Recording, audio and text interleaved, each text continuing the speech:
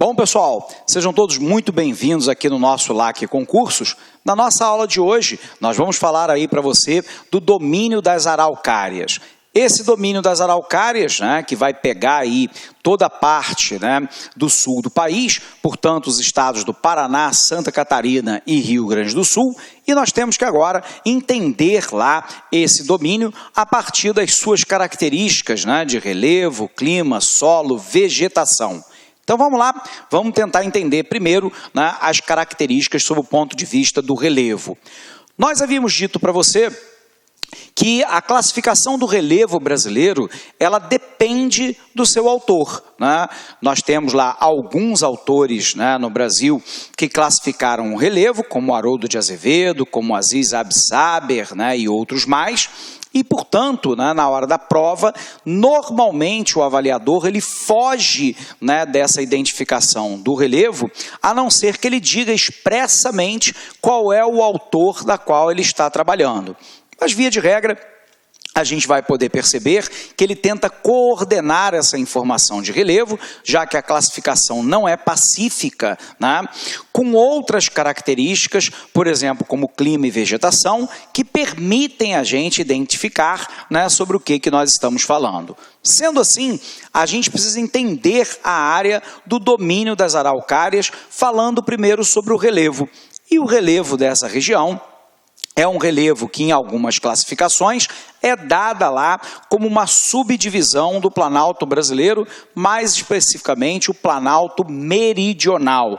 Então, faz fronteira lá do Planalto Meridional, em algumas classificações, o Planalto Uruguaio Sul Rio-Grandense, e no meio dos dois lá, nós tivemos a oportunidade de analisar em aula passada sobre o domínio dos Pampas, onde nós vamos encontrar uma área de planície. Lembrando, repito, isso não é pacífico na geografia. Nós vamos poder observar que tem autores que fazem classificação de relevo diferenciada. Então, eu tenho o Haroldo de Azevedo, que é o mais antigo, o professor Aziz Absaber, que é um dos mais contemporâneos, mas nós vamos ter outros autores que também vão dar classificações diferentes de relevo para essa região. Mas, via de regra, para a prova, nós vamos levar lá que o relevo é um relevo eminentemente planáltico, formado por uma subdivisão do Planalto brasileiro, que adentra na região sul, que é o Planalto Meridional, parcialmente lá o Planalto Uruguaio Sul Rio-Grandense e numa pequena porção do território intermediário, onde ficam os Pampas, o campo da pradaria, o domínio da pradaria, uma área de planície, às vezes planície, início de Planalto. Nós vamos perceber que o Planalto é uma área de perda de sedimentos e uma área que me permite, em mais larga escala, a prática da agricultura mecanizada e, portanto, tratores, colheitadeiras, semeadoras, num sistema mais moderno de cultivo do que obtivemos no passado. Via de regra, os solos dessa região, a semelhança daquilo que ocorre com a quase totalidade dos solos brasileiros, os solos são basicamente solos ácidos e que, portanto, em contato com a água da chuva, dissolvem rapidamente os sais minerais. Vamos perceber que nessa região ocorreu lá o chamado derrame basáltico. Então lembra, quando nós falamos do domínio dos Pampas, nós havíamos dito que houve um grande derrame basáltico acontecendo lá entre o estado de São Paulo, pegando parte do Vale do Paraíba, em direção ao sul do país, formado por duas grandes rochas, o basalto e o diabásio, que passaram por um processo intenso, de intemperismo físico, químico e biológico, erosão eólica, mas também a erosão pluvial, o que acabou degradando essa rocha, fazendo com que houvesse um solo roxo, de terra vermelha, basicamente formada por basalto e diabásio, com uma grande quantidade de nutrientes e argiloso, e, portanto, um solo muito rico e muito propício para a agricultura. Qual é o clima que nós encontramos nessa região? o clima subtropical, né? Via de regra, menores médias térmicas, grande amplitude térmica anual, presença no verão em larga escala, né, da massa tropical atlântica, quente e úmida, no inverno da massa polar atlântica, fria e úmida, daí as variações de temperatura. Nós vamos poder observar que essas variações são mais acentuadas onde nós encontramos maiores altitudes, a semelhança lá daquilo que nós havíamos falado no Pampa Gaúcho, né? Se a altitude aumenta, a temperatura tende a cair. Repetindo, né, nós estamos falando lá de um clima que está abaixo do tópico de Capricórnio e, dada a curvatura do nosso planeta, a incidência, né, de raios solares tende a ser menor, a área a ser coberta por esses raios solares é maior e, portanto, né, a temperatura tende a ser menor à medida que a latitude se amplia. A diferença fundamental aqui se dá na vegetação. Mas antes da gente falar da vegetação, vamos botar essas características para você no quadro, né? Então, nós estamos falando agora do domínio das araucárias. O domínio das araucárias, né, vai pegar basicamente, né, a porção sul do país. Aqui a sua localização, só que nessa porção sul, basicamente a porção central, a porção centro-sul, né, dos estados do sul do país. Nós vamos poder perceber, então, primeiro, em relação ao relevo, um relevo eminentemente planáltico, portanto, uma subdivisão do Planalto brasileiro.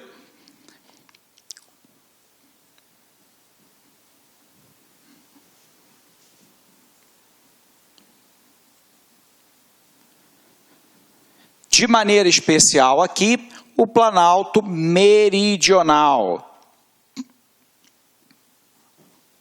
Nós vamos poder perceber, né, que esse relevo aqui, ele foi constantemente erodido ao longo do tempo histórico, que ele se formou originalmente por rocha magmática e, portanto, as rochas mais antigas do nosso planeta, que passaram por um processo erosivo muito intenso, né? Quando nós olhamos para o solo é um solo basicamente ácido, porém, nessa região, nós observamos de maneira mais intensa a presença do derrame basáltico. E esse derrame basáltico deu origem lá a um solo que é o solo de terra roxa, né? De uma terra avermelhada, argilosa, com grande quantidade de nutrientes e, portanto, altamente propício à agricultura e à pecuária. Nós vamos observar, né? Nós vamos observar, além disso, né, das condições de relevo e de solo, as características do clima. Então, da mesma maneira que os pampas, nós vamos encontrar baixas médias térmicas,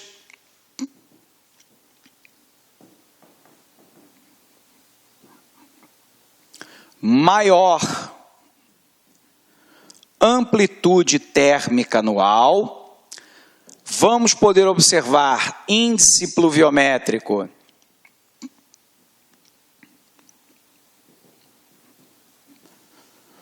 mais ou menos bem distribuído ao longo do ano.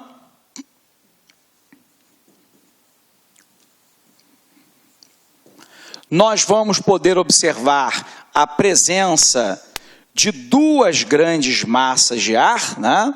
Primeiro lá da MTA, né, com forte atuação no verão, e da MPA, com forte atuação no inverno. Daí que a amplitude térmica anual ela é maior, né?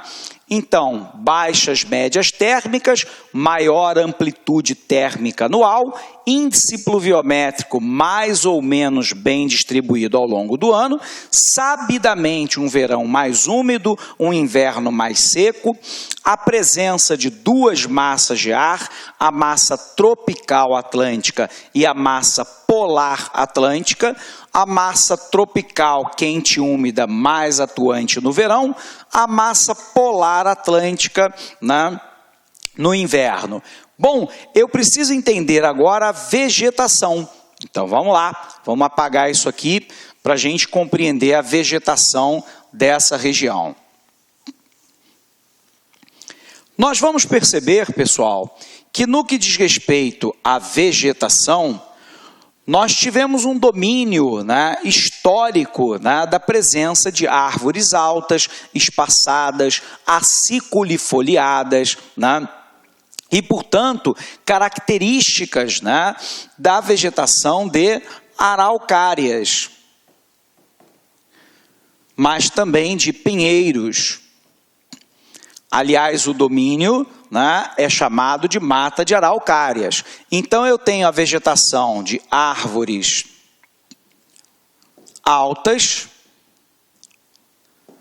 espaçada, formada basicamente por araucárias e pinheiros. Então, um formato típico, né, lá da araucária e também do pinheiro. Portanto, nós estamos falando de coníferas, vegetação que tem lá a sua semente no formato de cone, e aciculifoliadas. O que significa dizer aciculifoliadas, pessoal? Folhas em formato de agulha.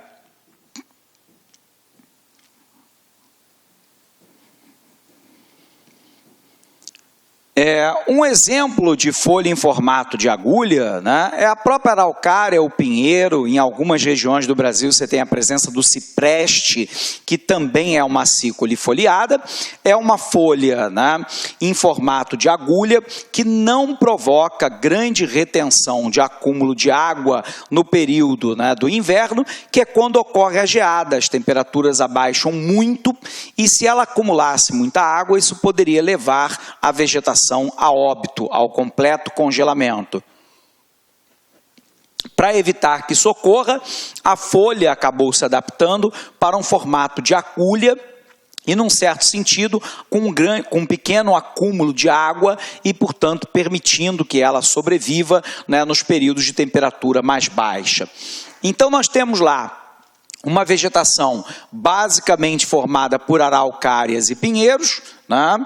Uma vegetação de árvores altas, né? Não há competição, via de regra, por nutrientes no solo, e não há uma grande competição também por água. Por isso, as árvores podem alcançar uma altura maior. No entanto, é uma vegetação espaçada. Como nós temos um índice pluviométrico relativamente bem equilibrado ao longo do ano, porém um inverno um pouco mais seco, a tendência da vegetação é ficar espaçada para não competir imediatamente pelo mesmo nicho de água no solo. Então é muito comum que a vegetação lance uma toxina no entorno das suas raízes que impedem a proliferação de outras plantas mais próximas, fazendo com que a vegetação fique espaçada e não uma vegetação densa. Formada aí por araucárias e por pinheiros, portanto, uma vegetação que deriva lá das coníferas, que tem as sementes em formato de cone, e é uma vegetação aciculifoliada, portanto, as folhas em formato de agulha. Dito isso, esse conjunto vegetativo aqui ele foi fortemente devastado ao longo do tempo histórico. Primeiro, né, para a própria ocupação humana, ocupação antrópica, através de vias de transporte, vias de comunicação, setor de industrialização, urbanização, e também para a agricultura e pecuária, embora a agricultura seja a dominante nessa região. Hoje, Nós sabemos que houve já uma migração em massa a partir da década de 70 de pequenos e médios agricultores dessa região em direção ao centro-oeste para a abertura da nova fronteira agropecuária aberta pelo regime militar a partir da década de 70, o que acaba ocasionando, né, que essa estrutura da propriedade, que era basicamente da pequena e da média propriedade, comece agora, né, a se concentrar mais em propriedades do tipo grande, com um número relativamente pequeno, né, de proprietários da terra, o que é ruim, porque eu acabo tendo uma concentração fundiária e uma concentração, obviamente, né, de renda na mão de poucas pessoas. O aspecto positivo é que nós estamos falando de uma agricultura mais moderna, portanto, com alto nível de produção e produtividade e com alta capacidade de exportação e para abastecimento do mercado doméstico. Ok? Vamos revisar isso tudo, pessoal? Então vamos para lá, né? Então apagando aqui, para a gente ver esse outro domínio e já tentarmos entender lá, né, aquilo que nós chamamos de áreas ou zonas de transição. Então eu tenho um clima subtropical, com uma grande amplitude térmica, né, anual e as chuvas bem distribuídas. Há um domínio lá do Planalto Meridional com algumas depressões, lembrando que o Brasil não tem depressão absoluta, é apenas depressão relativa, então é uma queda brusca de altitude entre dois planos quaisquer. A presença da mata de araucárias e dos pinheirais, uma vegetação aciculifoliada, né, folhas em formato de agulha, solos diversificados, mas uma grande fertilidade natural, né, que é o solo de terra roxa, e o restante do solo, um solo pobre e ácido. Calcula-se que apenas 5% da área da mata de araucárias esteja de fato preservada. O resto foi destruída no processo de ocupação antrópica desse território. Vamos poder perceber lá, pessoal, né, a localização.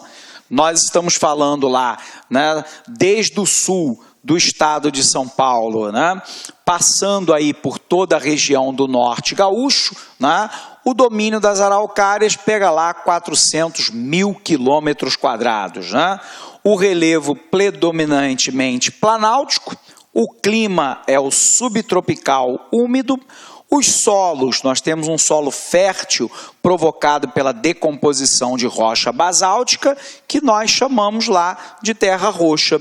Os rios são importantes meios de navegação e para geração de eletricidade, sobretudo a bacia do Paraná. Opa, vamos fazer um parênteses aqui para entender isso.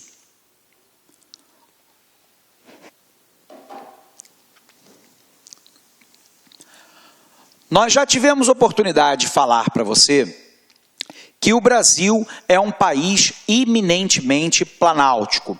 E isso nos traz, né, uma grande dificuldade para a navegabilidade dos nossos rios, porque nós temos quedas e desníveis acentuados entre o mesmo rio ou entre rios.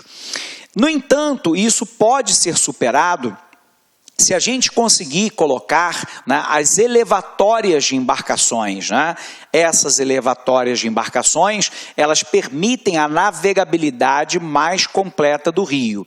Porém, como nós temos no Brasil e na região aqui, né, vamos só trocar de caneta, nós temos praticamente rios, né, nessa região, que são rios de planalto. O que nós temos? Primeiro, né, uma dificuldade maior a navegabilidade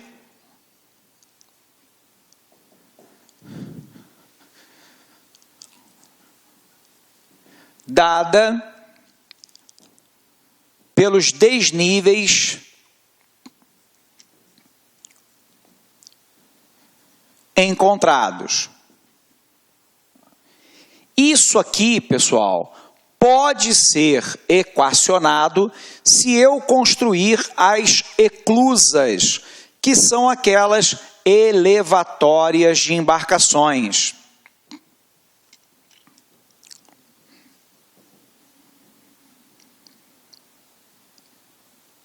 Porém, observe que quando eu tenho um rio eminentemente planáltico, né, ele tem, via de regra, alto poder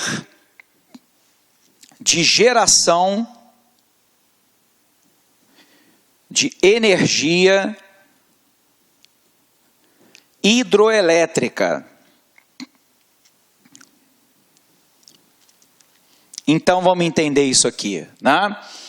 Quando nós estamos falando do domínio das araucárias, nós vamos poder perceber que ela pega toda a parte centro-oeste, tudo bem, do território sul do nosso país. Então eu tenho lá, né, de um lado o domínio dos mares de Morros, na porção mais leste.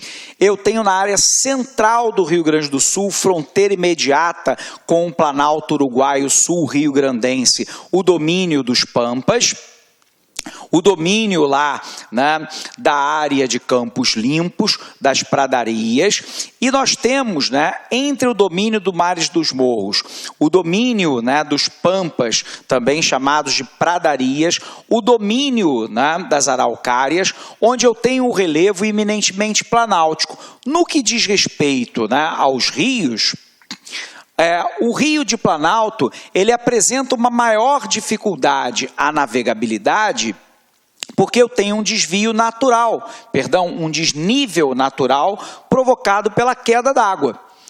Isso pode ser superado pela construção das eclusas, que são aquelas elevatórias de embarcação que permitem aí a gente romper, né, com um desnível altimétrico dentro do mesmo rio ou entre rios. Porém, isso me dá também um alto poder de geração de energia hidroelétrica. E nessa região, nós temos lá a bacia do Paraná, que é justamente, né, a bacia altamente utilizada, né, para a geração de energia hidroelétrica, inclusive lá, né, com a presença de uma das maiores hidrelétricas do mundo. Então, vamos ver como é que isso funciona, né? Vamos apagar aqui.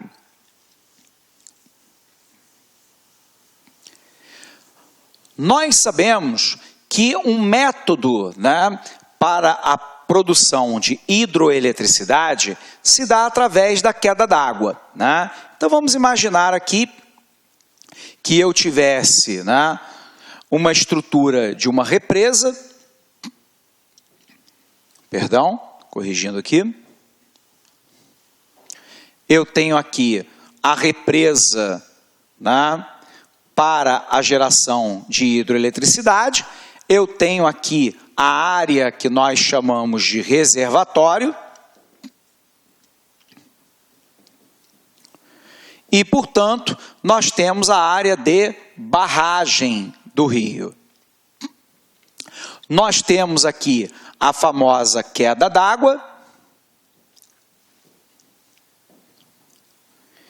E aqui embaixo, né, nós temos lá a área do gerador. Aqui a turbina e a área do gerador. Nós temos então isso aqui que nós chamamos de declive. Então vamos buscar entender isso aqui, pessoal. Por que a bacia do Paraná é uma bacia que tem lá uma das maiores, né, quantidades de hidroelétricas do nosso país? Lembrando que mais de 55% da matriz de energia elétrica nacional é provida pela hidroeletricidade, aproveitando, né, a energia gerada pela queda d'água. Como na região do domínio das araucárias, eu tenho rios de Planalto, como a bacia do rio Paraná, que me permite a constituição de Itaipu, que é uma empresa binacional, 50% pertence ao Brasil, 50% pertence ao Paraguai. e, portanto, com uma grande potencialidade, né, de geração de energia hidrelétrica. E por que isso ocorre, né? Eu tenho aqui a construção da represa, que naturalmente aproveita um declive natural do terreno, uma queda altimétrica desse rio para a construção da represa. Essa barragem me permite acumular um determinado reservatório de água, e essa água, ela sai lá pela comporta, através de uma queda d'água, em direção à turbina. Quando a água bate na turbina, ela gera energia mecânica, que ao passar pelo gerador, gera energia elétrica. Então, o Brasil tem uma das matrizes mais renováveis e limpas de geração de energia elétrica em todo o mundo. Em parte, né, provocada por esse modelo da hidroeletricidade. O problema é que não existe almoço de graça, né? Quer dizer, existe um efeito colateral. Nós sabemos do seguinte,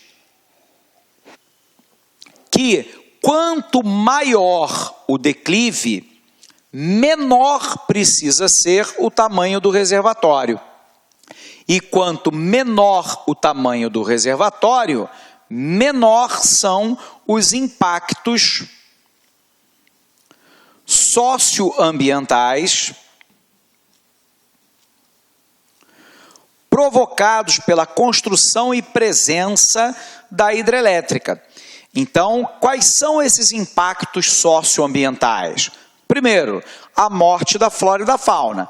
Para poder construir a represa, o reservatório e a barragem, óbvio que eu vou ter que inundar uma área gigantesca. Então, quanto maior o declive, menor a área alagada. Quanto menor a área alagada, menor o impacto socioambiental provocado pela morte da flora e da fauna, pela alteração do curso do rio, pelo controle, né, da vazante desse rio, eventualmente os prejuízos causados à piracema, que é quando os peixes sobem o rio, para encontrar os riachos onde a velocidade da água e o número de predadores é menor, para poder fazer a sua desova. O problema é que se eu tenho uma hidrelétrica no meio, a possibilidade de que os peixes venham a romper essa barreira para chegar aos igarapés, onde a velocidade da água e o número de predadores é menor, é muito difícil, o que acaba prejudicando a piracema e prejudicando, obviamente, a biodiversidade aquática, que tende a se tornar mais pobre, ou seja, menos pescado. Nós vamos poder observar que, além disso, você tem a alteração do modo de vida local, porque se transferem para essa região uma grande quantidade de pessoas quando da construção da barragem. Você tem, obviamente, né, uma perda da navegabilidade do rio, caso não sejam concluídas, né, as elevatórias de embarcação, que são as eclusas. Então, se a eclusa não for construída, o rio foi cortado no meio. E aí, obviamente, a navegabilidade é perdida. Nós vamos poder observar que o material orgânico que entra em decomposição dentro do reservatório vai exalar uma grande quantidade de gás metano e dióxido de carbono, que são gases agravantes do efeito estufa. Fora isso, você tem inundação de sítios arqueológicos e você tem uma perda de terras, né? Normalmente para comunidades ribeirinhas, comunidades caboclas, comunidades indígenas que dependem dessa região. Porém, no domínio lá das araucárias, nós temos uma das bacias hidrográficas de maior navegabilidade do Brasil e também de maior potencial de geração de energia hidroelétrica. E, portanto, Itaipu e todo o complexo que lhe envolve é grande fornecedor do Sistema Nacional de Energia Elétrica, ok? Dito isso, né, o inverso também é verdadeiro, pessoal, né?